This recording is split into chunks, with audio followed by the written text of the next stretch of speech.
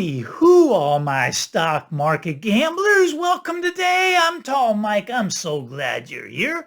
Well, it's Monday. We got the markets back open. What's going on? Well, we got the Dow down about 100. The Nasdaq's kind of flat. Okay, so over the weekend, I watched a lot of YouTube, read a lot of articles, and you can find anything. There's people that think this market is going to just run up. There's people that think this market's going to just free fall. I mean, you can find anything. There's some people that think it's going to go sideways, but very violently, a lot of up and down swings. Okay, let me give you my take on the market. My take on the market is we're stuck right here at this 4,100 level. We're not going to be stuck here very much longer. We're going to actually come down. Now, why do I say we're going to come down? Well, I think we're still in a bear market. See, we were at 4,700. We came down to 3,500 on the S&P, right? So that's 1,200 points. All right. What's half of 1,200? Well, that's 600 points. So we're down here at 3,500. We rally back to the 4,100 level. We've been on both sides of this, stuck here, going sideways, right? But that's a 50% retracement, Fibonacci retracement, 50% retracement of the downfall. We rallied back 50%, and now we're going to continue the downfall. Once again, this is just my take. Now, could we get a head fake up? Could we get a head fake bounce up to 4,200? Yeah, we could, but it's going to happen really soon because I think the end of May and the beginning of June is just going to get nasty. Going to get nasty in the stock market, going lower. That's just my take. We'll see how that plays out. All right, let's get over to the real estate market. Once again, I like to read the articles. Articles are funny. Look there's a feeding frenzy going on in the housing market. If a house comes up for sale, there's everybody's just dying to buy the houses. We're going to run out of them. You better get your house really soon. Look, once again, this is just not my take. Okay, so here's some things that they were saying. They had an unexpected rise in the increase in home prices. Okay, so home prices increased by how much? Less than 1%.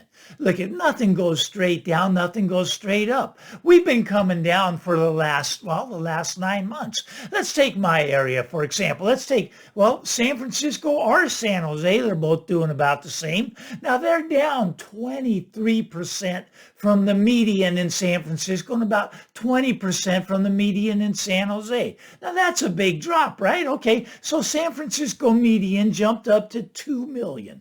2 million. Now, I know we're expensive out here, but at $2 million, there's people that jumped in that they were feeding frenzy, right? They bought that $2 million house. Well, what's that house worth right now? About $1.5 million. They lost $500,000. And they did it in only 9 months. That's the fastest downfall ever. They bought at $2 million. Now it's $1.5 million. If they want to get out, they'd probably have some closing costs on there. They lost $500,000, $600,000 just in 9 months. Look at this feeding frenzy that they're talking about. Don't buy into it. Don't jump in the water. They're going to get eaten. They're going to get eaten alive. There's going to be a lot of buyer's remorse. But look why is San Francisco down so much? Why is San Jose down so much? Well, it's jobs. Not so much the loss of jobs, but the job opportunities are not there anymore.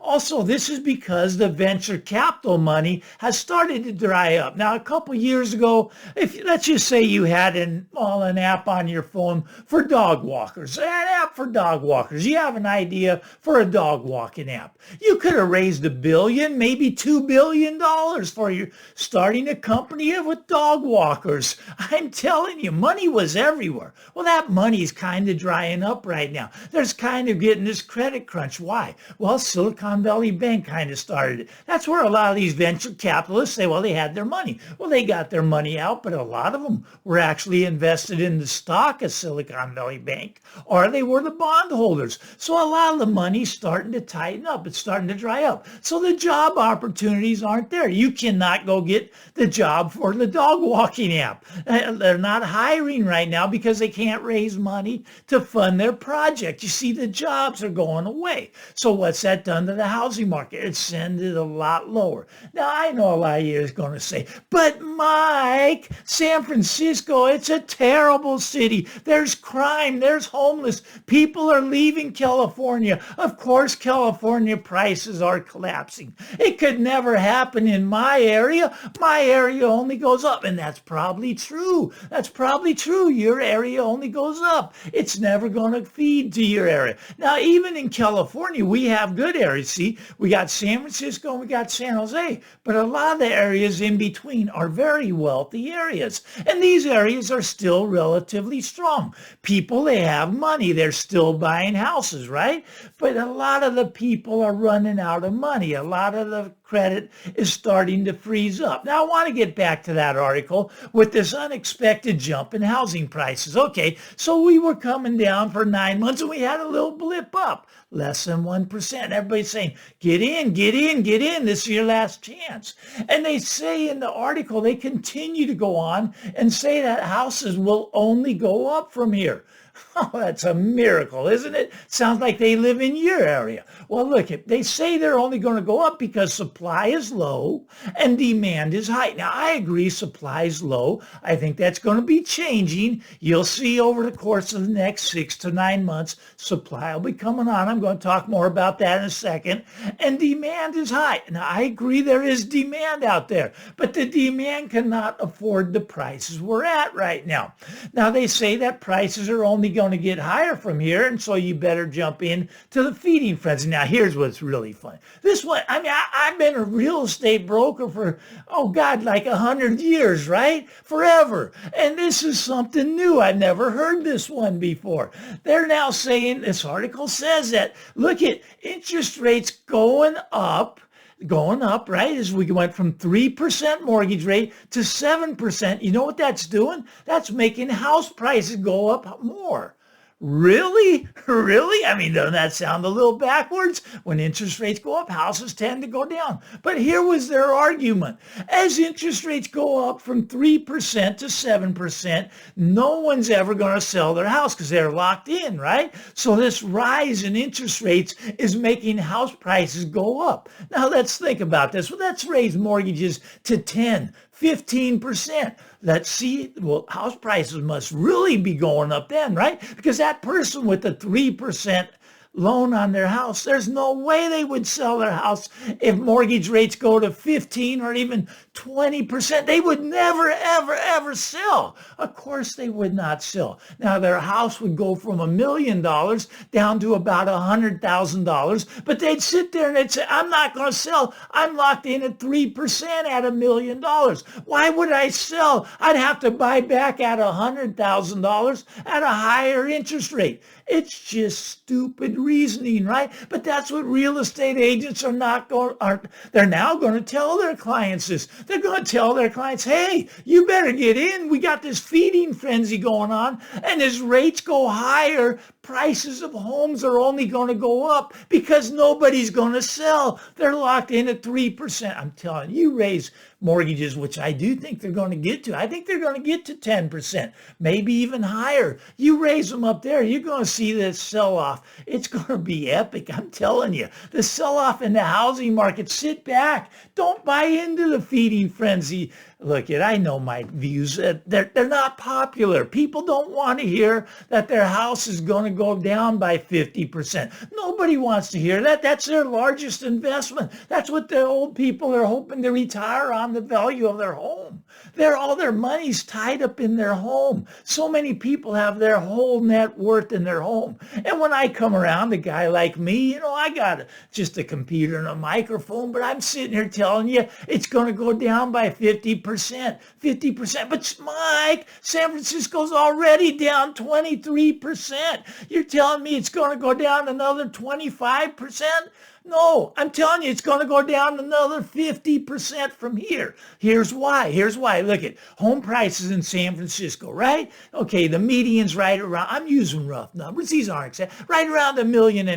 It was at 2 million. Now it's dropped to 1.5 million.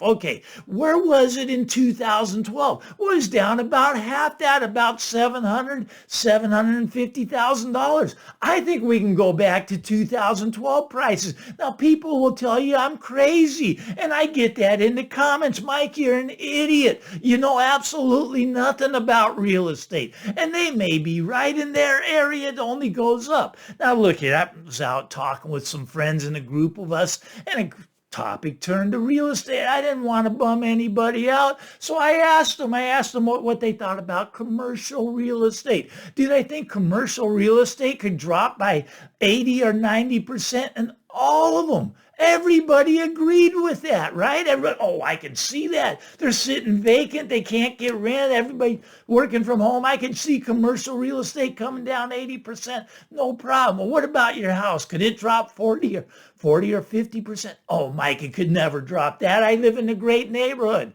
My house has gone up so much over the last 2 years. You wouldn't believe it. Everybody wants to live in my neighborhood. Nobody believes that houses can go down.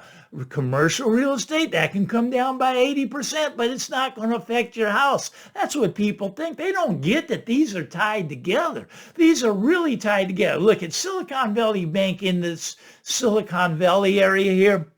It's hurt a lot of the venture capitalists. The money's starting to dry up. Look at when commercial real estate comes down, it's going to cause a credit crunch. There's $3 trillion worth of loans that need to be refinanced in the commercial market in the next 2 to 3 years. Now, I'm not worried about the $3 trillion, but do you know what they do with these things? You know that banks, they actually have derivatives on the commercial mortgage-backed securities. So they're selling these derivatives, and they're out there. 3 trillion's nothing. Let's add another 10, 20 trillion dollars on in derivatives on the commercial mortgage-backed security side. And you're going to have a major problem. Look, they're telling you this banking crisis, that it's all solved. Look at the banks, every bank right now, every bank, the biggest ones, JP Morgan, Bank of America, Wells Fargo, Citigroup, they would all be insolvent if they'd have to mark their assets down to the market value. They'd be insolvent, right? That's just the fact. They would be. Take my word for that. Okay, but here's the other thing. The FDIC, they're insolvent. They don't have money. They're broke. They spent all their money bailing out the last 3 or 4 banks. Now it's going to be taxpayer money that's going to be bailing these banks out. And they're going down about one a week. Yeah, it just... You're going to see maybe 40, 50, maybe as many as 100 banks going down.